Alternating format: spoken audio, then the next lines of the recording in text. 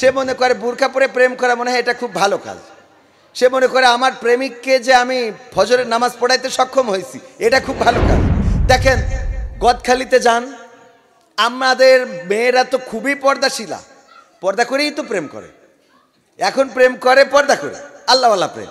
এগুলো ধর্মভীরু প্রেমিকা, এরা এত ধর্মভীরু যে প্রেমিককে ফোন দিয়ে বলে ওঠো ফজরের নামাজটা পড়ে নাও। তো এই ধর্মভীরু প্রেমিকা বের হয়েছে, কারণ কি? কারণ হলো ওরা ইসলামটা জানে না। আমি পাবনাতে একটা আলোচনা প্রায়ই বলি, পাবনাতে আমাকে একজন চিরকুট দিল একটা ছেলে যে হুজুর আমি একটা মেয়ের সাথে প্রেম করেছিলাম, সে নামাজি ছিল না, রোজাদার ছিল না, পর্দাশীলা ছিল না, ইসলাম জানতো না, কোরআন জানতো না, কিছুই জানতো না। তারে আমি প্রেম করে সব শিখাইছি, শিখানোর পরে এখন সে আমার সাথে প্রেম করে না, এর জন্যে ওর কি গুনাহ হবে? তো এখন খুব কঠিন প্রশ্ন না? তো আমি কইলাম যে ভাইরে তুই তো ওই যে খাল কেটে কুমির নিজেই নিয়ে আসছিস, কারণ ও ইসলাম জানতো না, কোরআন জানতো না, হাদিস জানতো না, পর্দা জানতো না, যার কারণেই তো প্রেম করতো।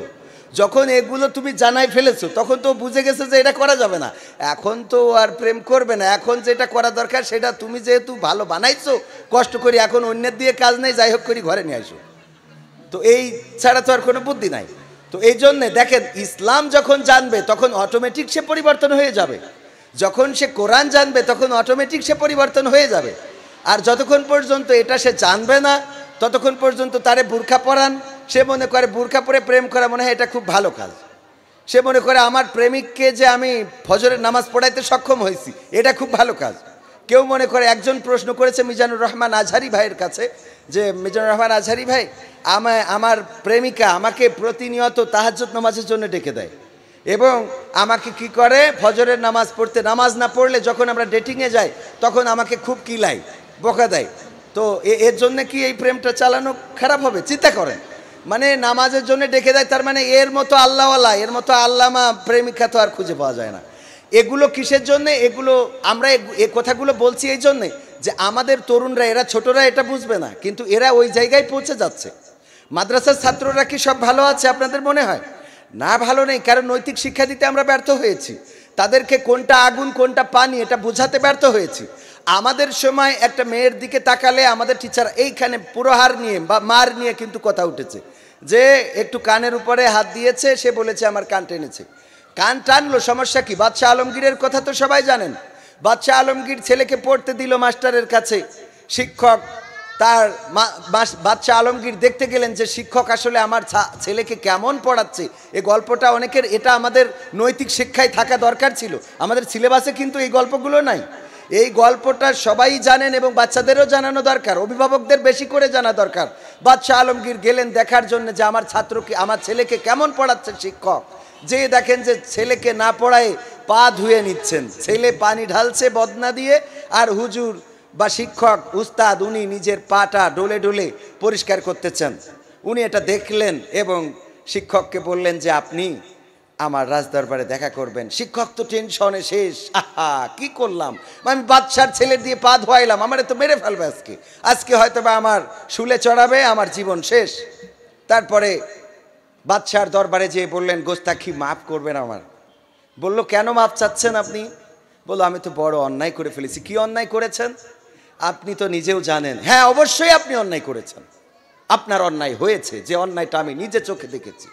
বাদশাহ আলমগীর যখন এই কথা বলেছে তখন শিক্ষক তো আরো ভয়ে জুবুথুবু যে আজকে আর শুলে চড়ানোর বাইরে আমার আর কোনো শাস্তি নাই, মৃত্যুদণ্ডই হবে। বাদশাহ আলমগীর তর্জন গর্জন দিয়ে বললেন আমি দেখেছি আপনি আমার সন্তানকে দিয়ে আপনার পায়ে পানি ঢালিয়েছেন, অন্যায়টা হলো আমি এটাও দেখেছি আপনার পাটা আপনি নিজে ডলে পরিষ্কার করেছেন, আমার সন্তান কেন আপনার পা ডলে দিল না, এটার জন্য আপনার কাছে কৈফিয়ত চাই। আল্লাহু আকবার বলবেন না? একজন বাদশা তার সন্তানের শিক্ষককে বলছে যে আমার ছেলেকে দিয়ে আপনি পানি ঢেলে নিয়েছেন পায়ে, কিন্তু পাটা কেন ডলে ধুইয়ে নেননি, আপনি কেন নিজে ডলে ধুইলেন? একটা বাদশার ছেলে, তাকে দিয়ে যদি একটা শিক্ষকের পা ডলে নিতে বলে আমাদের কেমন হওয়া দরকার? আমরা কতটুকু ত্যাগ স্বীকার করা দরকার? যেই সন্তানকে মা বাবা মারতে দেয় নাই, পিটাইতে দেয় নাই, আমার গ্রামে আছে, শিক্ষক মেরেছে, এই কারণে চেয়ারের পায়া ভেঙে নিয়ে টিচাররে মারেছে। আল্লাহ মাফ করুন, তিনি কবরস্থ হয়েছেন, মানুষ হইতে পারে নাই। জীবনে এগুলো করে মানুষ হওয়া যায় না। শিক্ষকদেরকে অবশ্যই রেসপেক্ট করতে হবে, সম্মান করতে হবে। আপনাদের সন্তান যারা আছে, আমাদের প্রিন্সিপাল বলেন যে আপনাদের সন্তান তো একজন আর আমাদের সন্তান হাজার হাজার। সমস্ত সন্তানকে আমাদের মনে করতে হয়, তাহলে আমাদের হৃদয়টা আপনাদের থেকে বড়। তো এই জন্যে আমরা চেষ্টা করব আমাদের সন্তানকে মানুষ বানানোর জন্যে। যে সিলেবাস দেয়া হবে, যেটা করা হবে আপনার সন্তানের জন্য, যেটা প্রযোজ্য, যেটা সম্ভব, তার বাইরে করা হবে না। যে নার্সারিতে পড়ে তার 6-এর বই পড়ানো হবে না, যে 6-এ পড়ে তার ক্লাস 10-এর বই পড়ানো হবে না, যে 10-এ পড়ে তার মাস্টার্সের বই পড়ানো হবে না। অবশ্যই তার আঙ্গিকেই কারিকুলাম করা হবে। যদি একটু প্রেশার হয়ও, এই প্রেশারটা গর্ভধারণ করা মা যেমন সন্তান জন্ম দেওয়ার সময় কিছুটা ব্যথা অনুভব করে, এই ব্যথাটা আসলে কষ্টের ব্যথা নয়, এই ব্যথাটা আনন্দের। কিছু সময় পরেই আনন্দের রূপ নেয়। সবাই হাসি মুখে কোলে নিয়ে সন্তানের চুমো খায়, সন্তানের নাম রাখে, ফোন দেয়, বাবা আমার ছেলে হয়েছে, বাবা আমার মেয়ে হয়েছে, মামা আমার এই হয়েছে, মা আমার এই হয়েছে।